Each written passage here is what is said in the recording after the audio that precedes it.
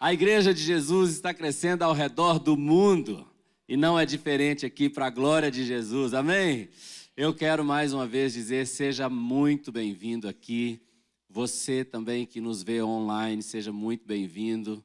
Eu quero te dizer uma coisa, você é amado. Eu vou dizer de novo, você é amado.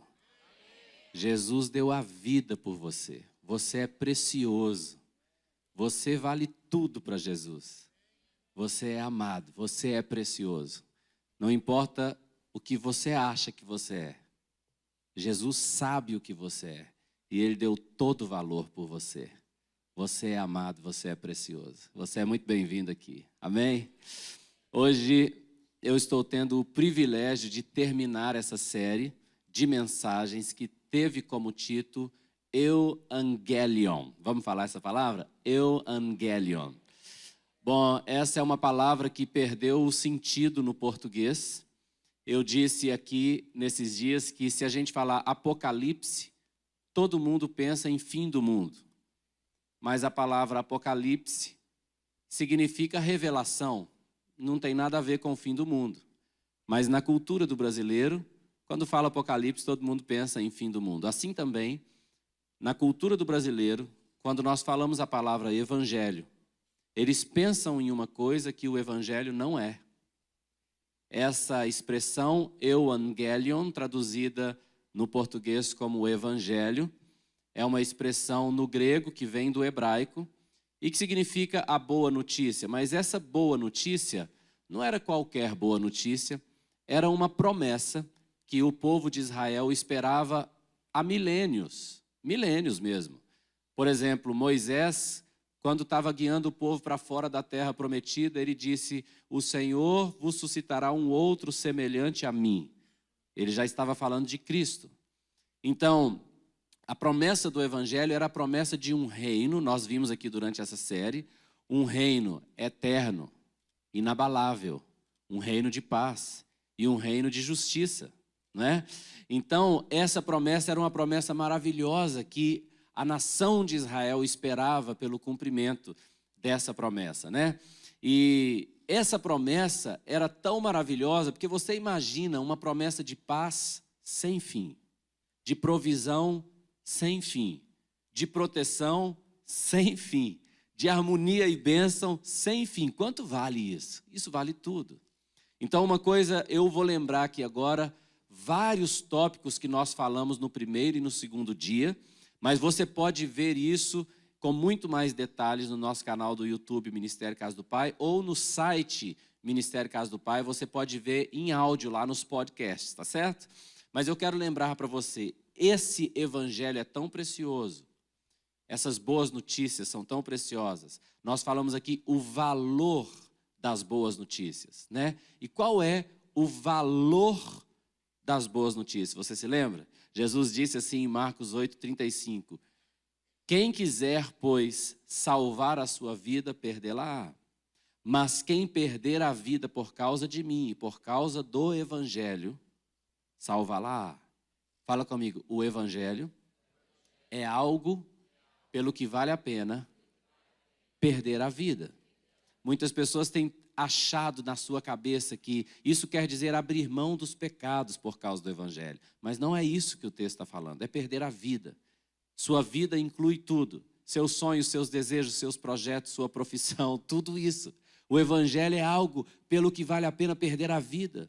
Os apóstolos de Jesus todos perderam a vida, literalmente foram torturados até a morte. Só João não morreu durante a tortura, todos os outros morreram durante a tortura, porque o evangelho é algo pelo que vale a pena perder a vida. Então, o valor das boas notícias, o valor do evangelho, o Senhor disse, é semelhante a um homem que encontrou um tesouro escondido no campo, e ele foi alegre, vendeu tudo o que tem e adquiriu aquele campo. Porque o evangelho vale tudo. Esse é o valor das boas notícias. Agora, nós estudamos na primeira mensagem também um outro tópico que era entendendo a promessa do evangelho. Quando os apóstolos começaram a pregar, eles disseram assim, lá em Atos 13, verso 32, assim, ó, nós vos anunciamos o evangelho da promessa feita a nossos pais. Lembra que eu falei que essa promessa foi prometida por muitos profetas? Por exemplo, foi prometido que Deus levantaria na descendência de Davi um trono inabalável, um reino inabalável, na descendência de Davi, né? Então, por isso Jesus é chamado filho de Davi. Ele veio da raiz de Jessé. Jesus era esse rei prometido. E nessa promessa, o rei viria, e também junto com o rei, viria uma outra coisa muito especial. Nós lemos aqui o texto de Gálatas 3,14, que diz assim, ó, para que a bênção de Abraão chegasse aos gentios. Quem eram os gentios? Todos aqueles que não eram parte do povo de Israel, não era parte do povo de Deus. Então nós, antes de Cristo, éramos gentios, agora mais não. Porque em Cristo todos nós somos Israel de Deus. E a bênção de Abraão chegou a nós em Jesus Cristo. A bênção de Abraão fala de muitas coisas, mas de uma maneira bem simples, bem resumida. Isso significa provisão para sempre, proteção para sempre e paz para sempre, para nós e para a nossa descendência. Mas a bênção de Abraão chegou a nós em Jesus Cristo, a fim de que recebêssemos pela fé o Espírito prometido. Então fala comigo, pela fé eu posso receber o Espírito prometido, não é? Então esse Espírito prometido, quem era? Você lembra? Jesus chamou de o Paracletos no grego, o Consolador. E nós vimos que o Paracletos é aquele que é aquilo que eu preciso agora.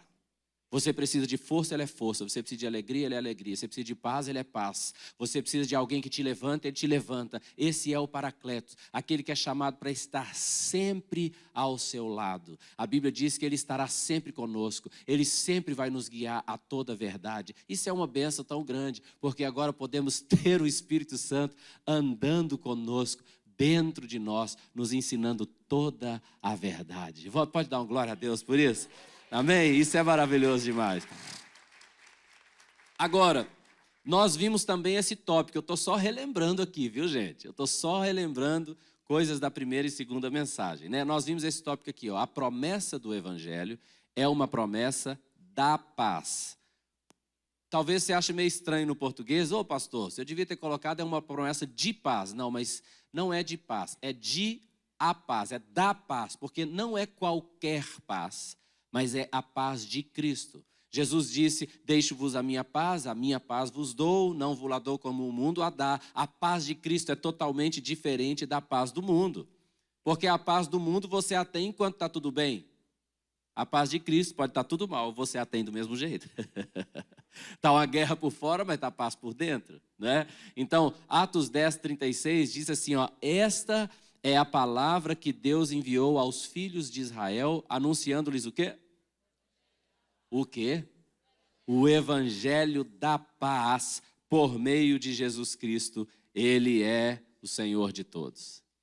E nós vimos que essa paz, aqui, na primeira e segunda mensagem, ela se divide em 4 partes. A primeira e mais importante, baseada em Romanos 5:1, que diz, justificados, pois, mediante a fé, temos paz com Deus, por meio de Cristo Jesus, nosso Senhor. Então, essa é a primeira parte da paz, paz com Deus. Paz com Deus. Você não está mais em guerra com Deus. Deus não está com raiva de você. Deus não está irado com você. Deus está em paz com você. Você sabe que você ora e Deus te ouve. Por causa do sacrifício de Jesus, nós temos paz com Deus. Não é maravilhoso? Segunda coisa, paz interior. Por quê? Porque esse Espírito Santo que agora habita em nós, ele gera em nós um fruto. E o fruto do Espírito é amor, alegria, paz. Paz interior. Terceiro ponto, paz com os outros. Por isso a Bíblia tem esse mandamento, seguir a paz com todos e a santificação, sem a qual ninguém verá o Senhor. Por isso a Bíblia nos chama de pacificadores. Porque quando você tem como Senhor o príncipe da paz, como você tem dentro de você o Espírito Santo que gera em você o fruto do Espírito, que é paz. Agora você tem paz com Deus e paz interior, é fácil para você ter paz com todos os homens. Amém? E muito mais que isso, o quarto ponto foi paz fluindo do meu interior. Nós lemos aquele texto maravilhoso de 2 Coríntios 5,18, que diz: ora, tudo provém de Deus, que nos reconciliou consigo mesmo por meio de Cristo Jesus e nos deu o ministério da reconciliação. Agora, além de você andar em paz, você promove a paz. Alguém que chega com você, longe de Deus, chega perto de você, ele é reconciliado com Deus, porque você vai promover a paz. Isso é maravilhoso demais, é ou não é verdade? Mais uma coisa que nós vimos aqui: como que essa paz se manifestará? Então nós aprendemos que essa paz, ela ia se manifestar primeiro por meio de Jesus, não é? Então nós lemos o texto de Isaías, né, que diz: um menino nasceu, um filho se nos deu, e o governo está sobre os seus ombros, e o seu nome será Maravilhoso Conselheiro, Deus Forte, Pai da Eternidade, Príncipe da Paz. Isso não é maravilhoso? Eu estou vendo aqui, é o pastor Alide aqui, né? Vem cá, meu querido, deixa eu te dar um abraço aqui. Esse pastor é tão precioso, ele é lá de Belo Horizonte, ele está aqui. Oh, meu amado, te amo, viu? Senta aqui bem pertinho de mim. Quem lembra do pastor William? Lembra? Ninguém? Ih, pastor William, desculpa, pastor. Ah, alguém lembra. O pastor William Werneck tem estado com a gente várias vezes. Pastor Alide é pastor lá, pastor de missões, está passando uns dias aqui em Fortaleza. Senta com a gente aqui, fica pertinho de mim para a minha unção aumentar. Aleluia. Ele é uma bênção, gente, pastor Alide. Um dia ele vai ter a oportunidade de falar aqui. Vocês vão ver que homem de Deus tremendo que ele é, viu? Mas então, esse governo se manifestou através de Jesus. Essa promessa do menino que nasceria foi falado com Maria. Você se lembra? O anjo apareceu a Maria e falou com ela: descerá sobre ti o Espírito Santo e o poder do Altíssimo te envolverá com sua sombra, e tu conceberás e darás à luz a um filho. E por isso ele será chamado Filho do Altíssimo. Então, em Jesus, essa paz chegou, mas não apenas em Jesus. Jesus veio, fez todo aquele sacrifício para nos purificar, para nos tornar limpos, para nos tornarmos templo e morada do Espírito Santo. Fala comigo assim, ó: eu sou o templo e morada. Fala bem alto assim, ó: não é hotel e pousada, é templo e morada. Fala isso bem alto assim: o Espírito Santo não me visita, ele me habita. Uau, isso é lindo demais. Agora, esse texto que eu vou ler agora com você é para falar sobre os efeitos do reino. Quando Deus me governa, quando Jesus Cristo me governa, quando eu estou debaixo do governo de Cristo, andando em sua lei, em sua palavra, quais são os efeitos do reino? Bom, eu li esse texto que eu vou ler agora, e muitas pessoas vieram falar comigo assim: pastor, eu sempre achei que esse texto falava do céu. Eu achava que a gente ia viver isso aqui, mas só lá no céu. Deixa eu te explicar. À luz da hermenêutica bíblica, esse texto não pode falar do céu, por vários motivos que eu não vou detalhar muito agora. Mas, por exemplo, vou te dar só duas coisas aqui. Por exemplo, esse texto fala de crianças que nasceram agora e estão amamentando, né? Está sendo dado de mamar para essas crianças. Elas estão mamando no peito da mãe. E no céu, ninguém vai estar, a Bíblia diz, casando-se ou dando-se em casamento. Não vai estar nascendo filho no céu. Então, esse é um dos motivos que esse texto não se trata do céu, está falando do tempo presente. Amém? Também, outra coisa que está nesse texto, que esse texto fala assim, ó: toda a terra se encherá do conhecimento de Deus. Então, está falando da terra. Mas esse texto, além de um texto profético sobre os efeitos do reino de Deus na nossa vida, ele é poético, lindo e bem fácil de entender. É lindo como Deus fala conosco através dessas poesias. Então, Isaías capítulo 11, versos 6 a 8, diz assim, ó: o lobo habitará com o cordeiro, e o leopardo se deitará junto ao cabrito. O bezerro, o leão novo e o animal cevado andarão juntos, e um pequenino os guiará. A vaca e a ursa pastarão juntas, e as suas crias juntas se deitarão. O leão comerá palha como boi. A criança de peito brincará sobre a toca da áspide. Essa áspide é uma cobra venenosa, né? E já o desmamado meterá a mão na cova do basilisco. É uma cobra peçonhenta, uma serpente peçonhenta. Está falando que o menino desmamado vai colocar a mão lá dentro. Por quê? Não se fará mal, nem dano algum, em todo o meu santo monte. Por quê? Porque a terra se encherá do conhecimento do Senhor, como as águas cobrem o mar. O que está sendo falado aqui? O lobo não vai mais comer o cordeiro. Você está entendendo? O leopardo não vai mais comer o cabrito. A ursa e a vaca vão andar junto, vão pastar juntas. O menino de peito vai poder ser colocado no ninho da cobra venenosa. A cobra não vai mordê-lo. E o menino pequenininho vai poder enfiar a mão lá na toca da serpente e a serpente não vai mordê-lo. Por quê? O que esse texto tão lindo está falando? Que aonde o Senhor reina, quando Ele reina, não há maldade nem dano. Quando Ele reina, não há maldade nem dano. Quando o Senhor está reinando sobre nossas vidas. Agora, veja que Ele disse no último texto, né? Porque a terra se encherá do conhecimento do Senhor. Então, quanto mais você está cheio do conhecimento do Senhor, menos dano você fará e menos dano você sofrerá. Imagina isso dentro da nossa família. Imagina eu cheio do conhecimento de Deus, a minha família cheia do conhecimento de Deus, uma casa sem dano. Imagina o reino de Deus alcançando sua parentela. Você saber que toda a sua parentela pode se reunir para uma grande festa e não haverá dano, não haverá discórdia, não haverá briga. Entendeu? Não vai haver serpente mordendo. Porque a terra se encheu do conhecimento do Senhor, como as águas cobrem o mar. E eu quero te falar, talvez você fale assim, pastor, quem me dera se isso acontecesse na minha casa, não tem nem perigo, eu quero te dizer, vai acontecer. Porque a última coisa que nós vimos na minha segunda mensagem foi a abrangência do reino. Até onde esse reino vai chegar? E veja, até agora eu estou só te lembrando coisas que eu já falei, tá? A abrangência do reino. Apocalipse 11:15 diz assim, ó.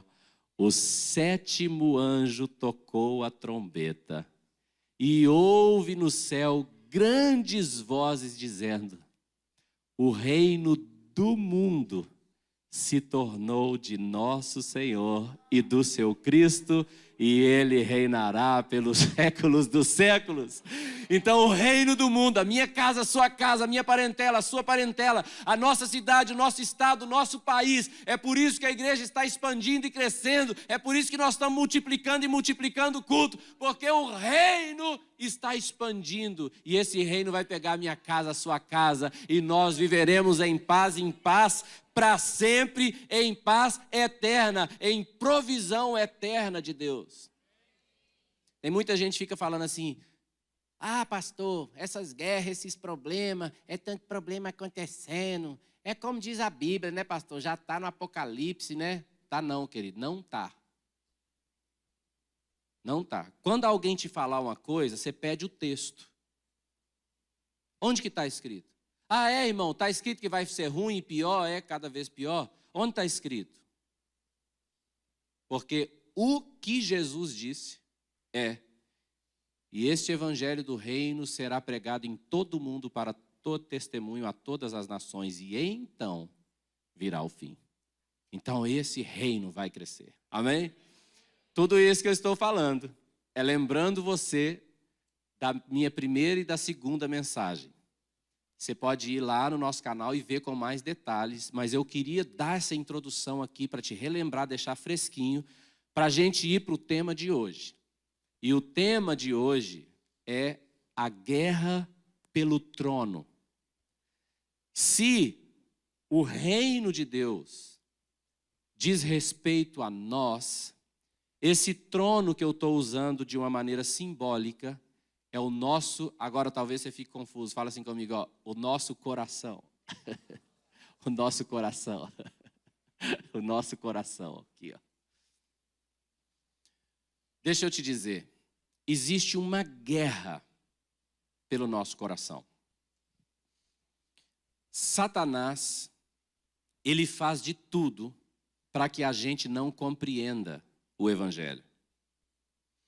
Algumas pessoas podem pensar assim, pastor, tem gente que fica com o celular ligado no culto, eu acho uma falta de respeito, o povo manda mensagem no WhatsApp, vê resultado de jogo, que falta de respeito. Aí tem gente que fala assim, não, eu desligo o telefone, mas deixo o relógio ligado, toda hora a mensagem chega, ele vê no relógio.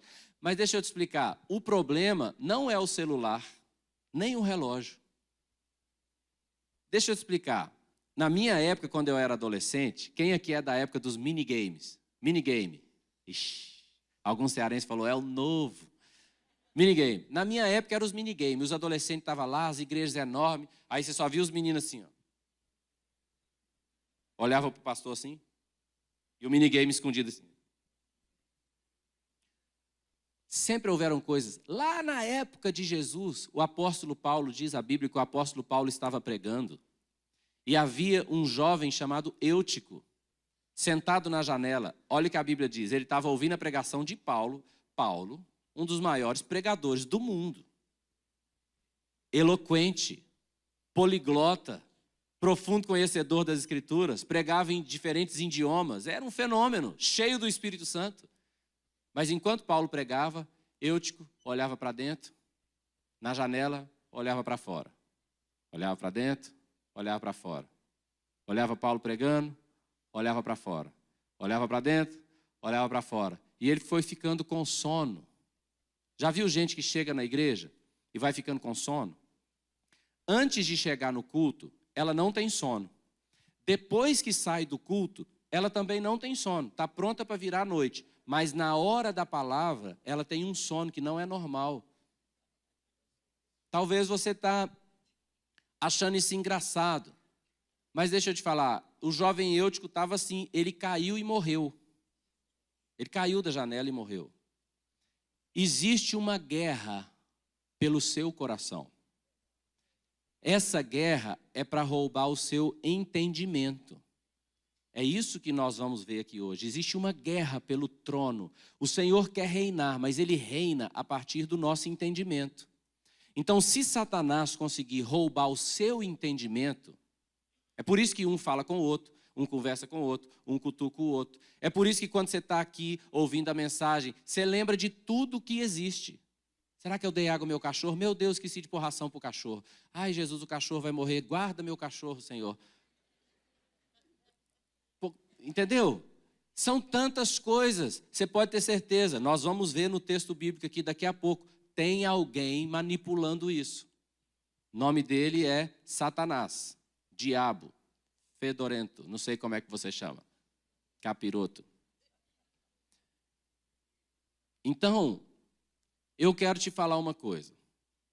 Não dá para lutar contra aquilo que Jesus falou. Se Jesus falou assim, ó, vai acontecer, ponto final, vai acontecer. Se Jesus não abriu exceção no que ele disse, então não tente abrir exceção, que não vai dar certo. Eu vou pegar um texto totalmente fora da mensagem. Eu vou sair da mensagem aqui agora, tá? Para te dar um exemplo. Por exemplo, Mateus 15, 18, Jesus disse assim, ó, mas o que sai da boca vem do coração, e é isso que contamina o homem. Jesus disse, quem que disse, querido? Quem? Jesus disse que o que sai da boca contamina o homem. Contamina quem? O homem. O que fala ou o que ouve? Os dois. Contamina o que fala e contamina o que ouve. Jesus não abriu exceções. Falou assim, ó, Jesus podia ter falado assim, ó, o que sai da boca contamina o homem imaturo. Logo ele teria livrado os maduros, né? Os maduros não seriam contaminados. Jesus podia ter falado assim, o que sai da boca contamina o homem, exceto os cônjuges. Isso significaria que eu poderia fofocar com a minha esposa, porque os cônjuges estão fora. Mas ele não deu exceção. A minha esposa está sentada aqui, ela convive comigo, há 26 anos. E ela nunca, nem uma única vez, me ouviu falar mal de ninguém. Nenhuma única vez.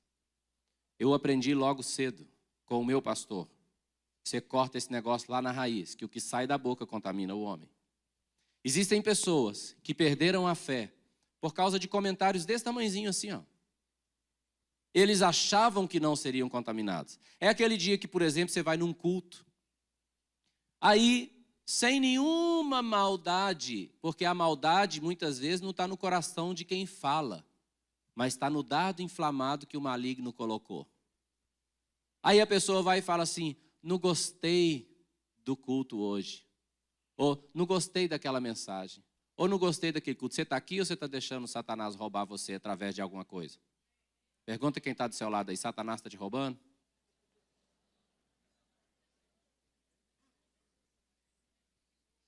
Então, olha bem. A pessoa vai e ouve aquele comentário. Não gostei do que foi falado hoje. Bem simples, né? Às vezes o marido que fala com a esposa e vão embora e nada mudou. Eles vão embora. De repente, um culto, 2 cultos, 3 semanas depois, aquela pessoa, aquele casal, não está mais lá no culto assim, ai, que vontade de receber a palavra de Deus, ai, como eu estou querendo adorar a Deus de todo o coração, ó Senhor, como eu estou feliz que hoje eu sei que o Senhor vai me lavar com a sua palavra. Não, agora eles estão assim, deixa eu ver o que esse cara vai falar. Mudou a essência do coração. O coração está contaminado. De repente a pessoa está assim, não estou me sentindo mais bem nessa igreja. Você está entendendo? Que coisa triste. A igreja não mudou nada. A igreja é a mesma que era, o pastor é o mesmo que era, os princípios são o mesmo que era. O que mudou? O coração. Deixa eu te fazer uma pergunta. Quantas gotas de veneno eu tenho que pingar nessa taça para que você não beba? Uma gota só? Mas só uma? Se eu pingar só uma, você não vai beber? Por quê? Porque uma gotinha é suficiente para contaminar, né? Pois é. De tudo que se pode guardar, guarda o teu coração. Quando Jesus disse que o que sai da boca contamina, o que sai da boca contamina, nunca fale e nunca ouça. E o seu coração vai estar guardado. Bom, eu disse que eu ia sair totalmente fora da mensagem. Mas eu saí da mensagem para te falar uma coisa. Não dá para lutar contra aquilo que Jesus falou. Se Jesus falou, vai acontecer. Amém? Agora eu vou voltar para a mensagem. Falando sobre a guerra pelo seu trono. Existe uma guerra acontecendo agora, pelo seu coração, pelo seu entendimento. Porque Satanás sabe que se você entender o valor do reino, ele vai ter problema. Ele sabe que se você entender o tamanho do reino... Deixa eu te contar uma coisa, talvez você não saiba. O diabo tem medo de você. O que é isso, pastor? Sim, o diabo tem medo de você. O diabo sabe que quando você compreende o reino, você se torna corpo de Cristo. E ele não pode lutar contra isso.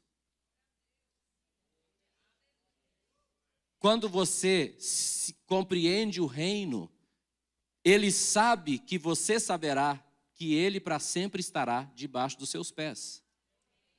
Então ele faz de tudo para que você não compreenda. E Jesus explicou isso da seguinte maneira. Ele disse, o semeador saiu a semear. Uma parte da semente caiu à beira do caminho e o pássaro veio e comeu. Outra parte caiu no terreno rochoso e ele logo nasceu. Mas vindo o calor do sol, por não ter raízes profundas, a planta secou e morreu. Outra parte caiu entre os espinhos, e os espinhos cresceram e sufocaram, e se tornou infrutífera. E outra parte caiu em boa terra, e essa frutificou a 100, a 60 e a 30 por 1. Quando Jesus disse isso, os discípulos falaram, Senhor, não entendi. Explica para nós. E Jesus então foi explicar essa parábola. E o que eu quero fazer agora com você é ler a explicação dessa parábola. porque aqui mostra claramente a guerra pelo trono do seu coração. Então, olha Jesus explicando essa parábola aí em Mateus capítulo 3, verso 19 em diante. Vamos lá. A todos os que ouvem o quê? A palavra do reino. Está vendo o que é a semente? A palavra do reino é a semente. Então, a todos os que ouvem a palavra do reino e o quê? E não a compreendem. Vem o maligno e arrebata o que lhes foi semeado no coração. Deixa esse texto aí para mim, por favor. Este é o que foi semeado à beira do caminho. Presta bem atenção. Quando você não compreende, é como se você estivesse invocando o maligno. O que é isso, pastor? Está amarrado, repreendido, queimado. Não, querido, não dá para lutar contra o que Jesus falou. Olha para o texto aí, está nas telas para você, olha lá. A todos os que ouvem a palavra do reino e não a compreendem, o que acontece? Vem o maligno. Fala comigo assim, por favor. Não compreendem, aí vem o maligno. Vamos de novo? Não compreendem, aí vem o maligno. Você quer que o maligno venha? Então o que você tem que fazer? Compreender. Você está entendendo por que existe uma guerra para que você não compreenda?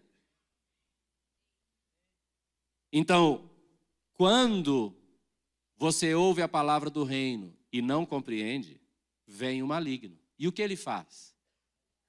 Rouba, pega, arrebata a palavra que foi semeada no seu coração. Acabou para você. Cada vez que você não compreende, acabou para você. Isso tem acontecido com cristãos, semana após semana. Você está entendendo? Muito bem.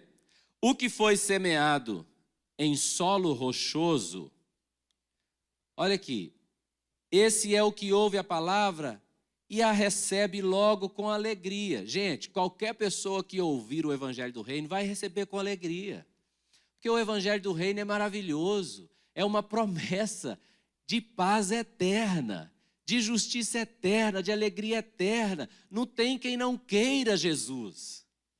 Mas não basta receber logo com alegria, porque olha o que o texto continua dizendo. Olha, recebe logo com alegria, mas não tem raiz em si mesmo, sendo antes de pouca duração.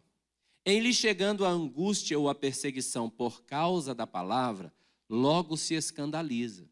Isso aqui é aquela pessoa que recebe o evangelho com muita alegria, porque o evangelho é maravilhoso mesmo.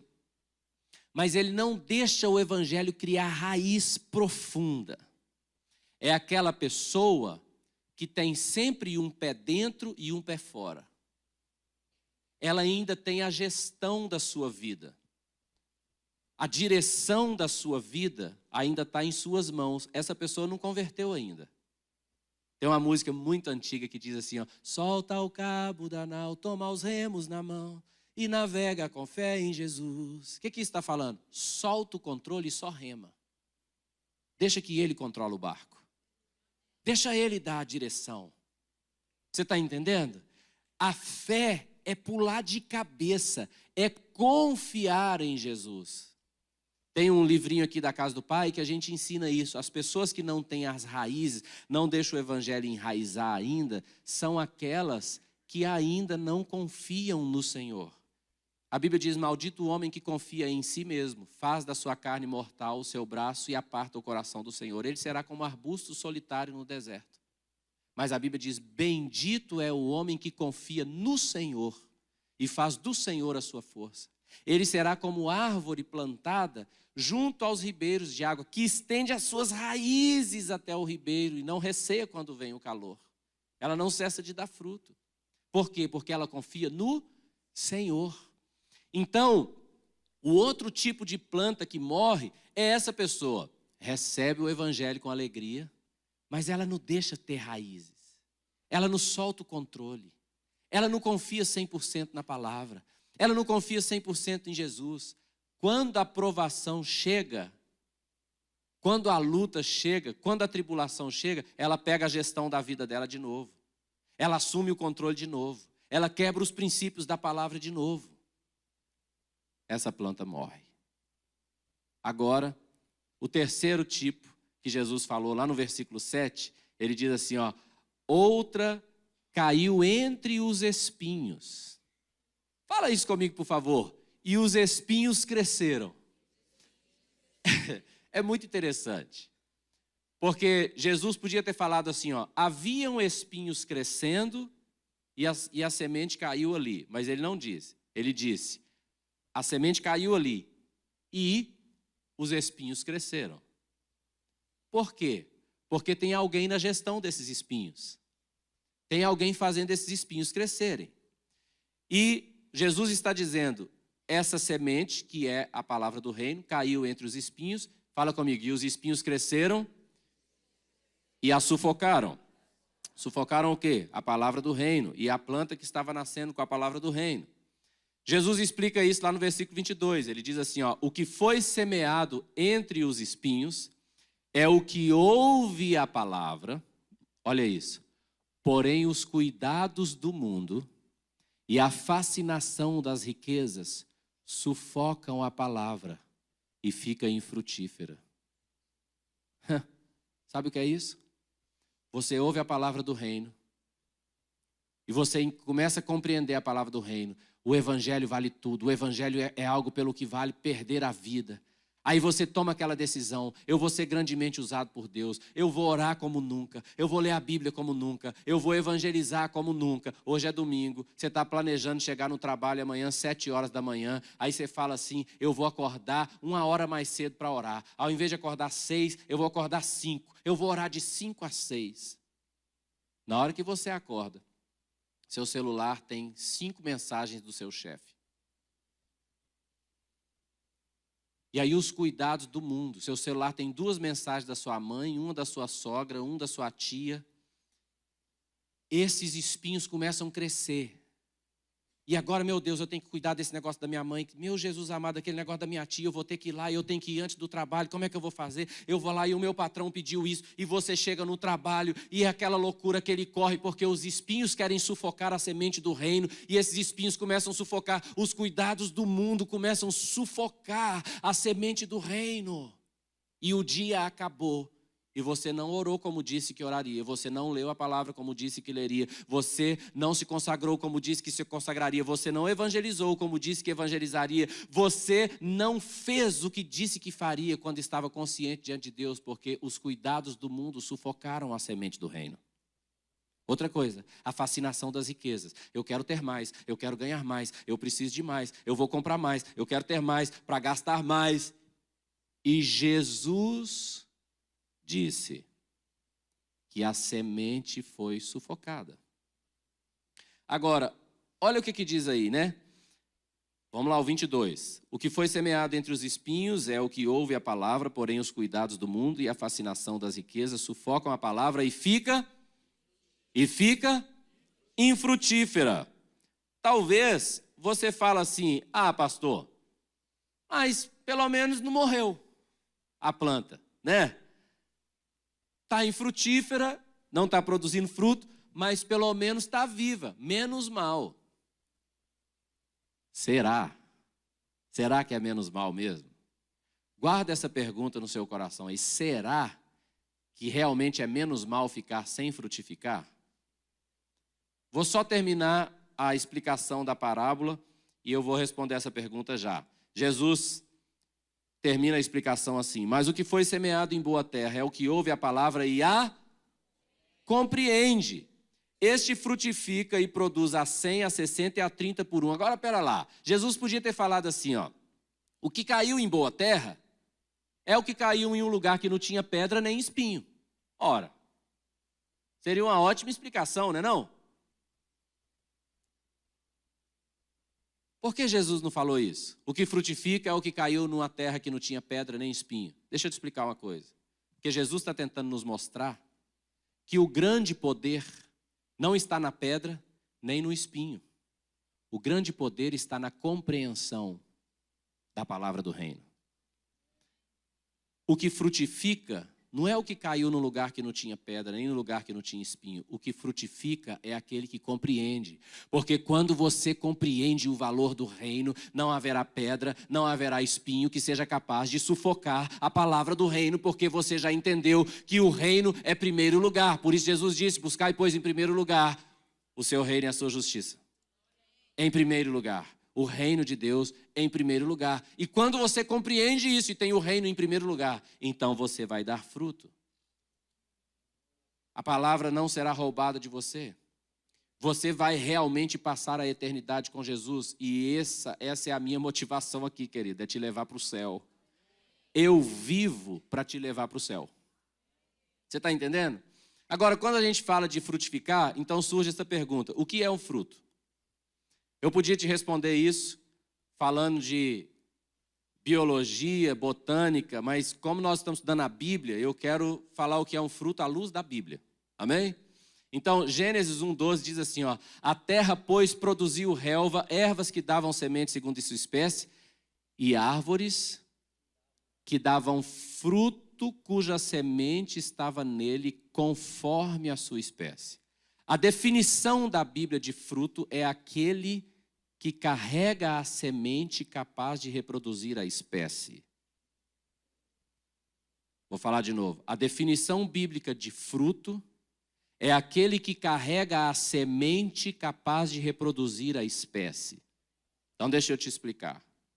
Alguém que carregava a semente do reino, alguém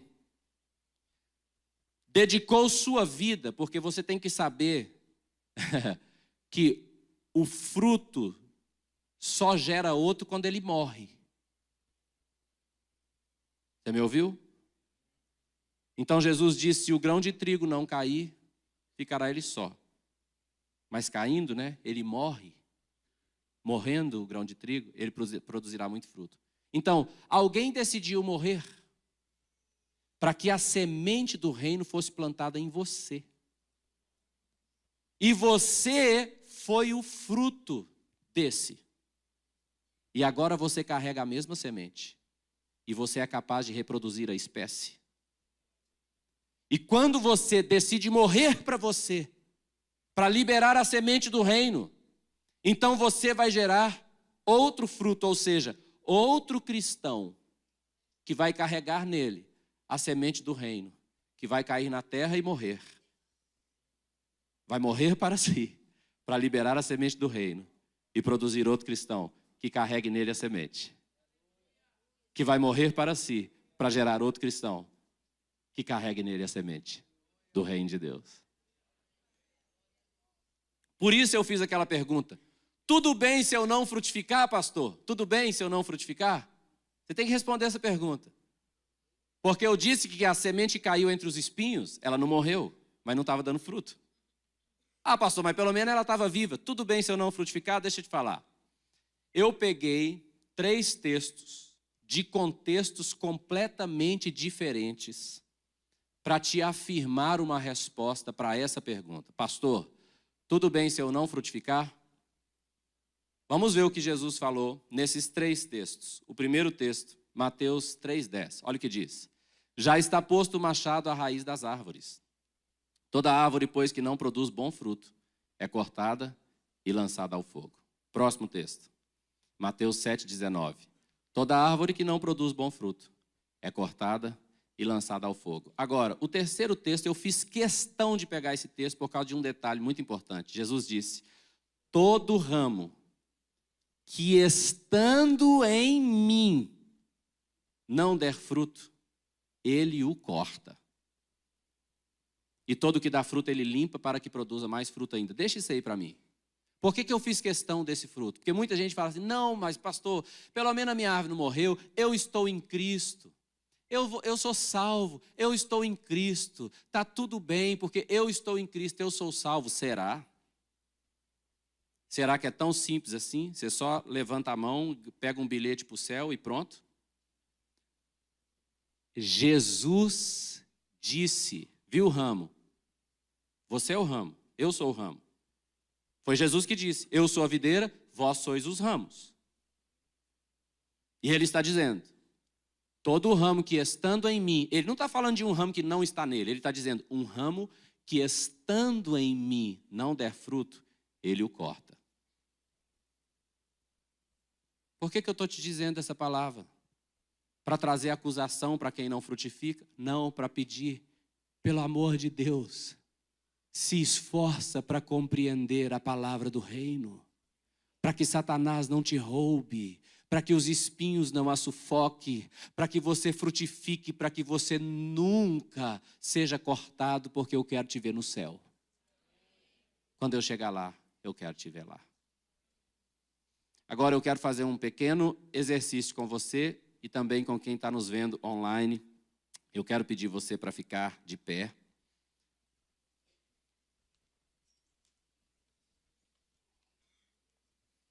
E esse pequeno exercício eu chamo de confrontando a realidade. Fala isso comigo, confrontando a realidade. Veja bem, não é confrontando os pensamentos, não é confrontando as ideias, não é confrontando as crenças, não é confrontando a fé, mas é confrontando a realidade. Fala comigo de novo, confrontando a realidade. Porque tem gente que ama a Deus demais, filosoficamente. Entendeu? Mas a realidade, os fatos demonstram muito diferente. Então, eu quero te dar um tempo agora para você confrontar a realidade. A realidade. Realidade é aquilo que de fato nós estamos vivendo.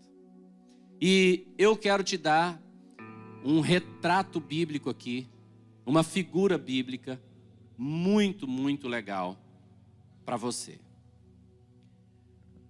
Você lembra que Jesus, depois que ressuscitou, os apóstolos estavam pregando, estavam pescando, eles tinham abandonado o ministério, voltado para a sua profissão. Jesus ressuscitou e eles estavam lá pescando. E aí eles viram Jesus lá do barco, Jesus estava lá na praia, e João reconheceu Jesus e falou, é o mestre, é Jesus. Você lembra? Pedro saiu correndo para encontrar Jesus, aquela cena. E quando eles chegaram lá à beira da praia e eles saltaram do barco, João 21, verso 9 diz assim, ó, ao saltarem em terra, viram ali umas brasas e em cima peixes, e havia também pão. Por que Jesus fez isso? Por que Jesus fez uma fogueira na beira da praia? Deixa eu te contar o que aconteceu naquela fogueira. Ele chamou Pedro para conversar e fez uma pergunta para Pedro assim, Pedro, tu me amas? O português é muito pobre na tradução de amor, porque no grego aquela palavra amor é a palavra ágape, é o amor ágape, agapau, é o amor perfeito de Deus. Então Jesus está perguntando, Pedro, você me ama com amor ágape? Aí Pedro responde no grego assim, Jesus, eu te amo com amor philos, filéu. É um amor menor do que ágape. Aí Jesus fala assim com ele, Pedro, apacenta as minhas ovelhas. E aí Jesus pergunta de novo, Pedro, e ali está Jesus, a fogueira, e do outro lado Pedro. E Pedro olha para a fogueira, olha para Jesus, olha para a fogueira, olha para Jesus. E Jesus pergunta a segunda vez, Pedro, tu me ama com amor ágape? Pedro fala, Jesus, eu só te amo com amor filéu.